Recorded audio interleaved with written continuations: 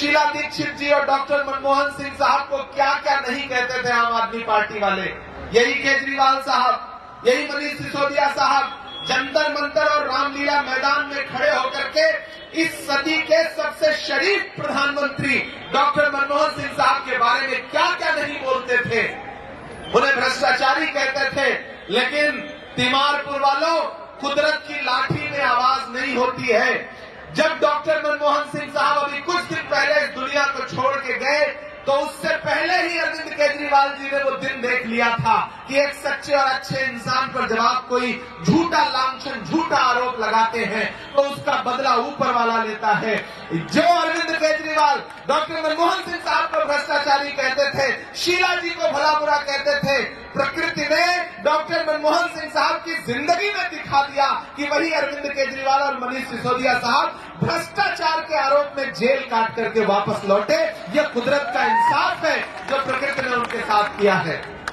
वो जो वहां बैठे हैं, जो दिल्ली की गद्दी संभाल रहे हैं पूरे देश की, उन्होंने चाय बेची,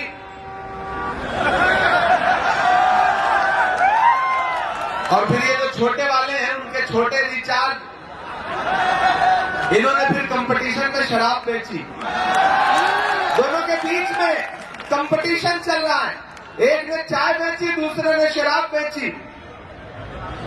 याद है 2014-15 में एक छोटी सी वैगनआर मफलर लपेट के खांसते हुए आते थे कि नहीं आते थे?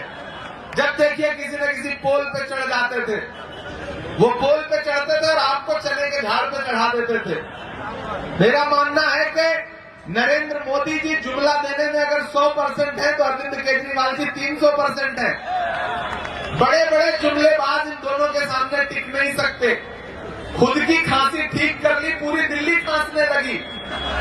हुआ है कि नहीं हुआ है? खुद का मफलर उतर गया।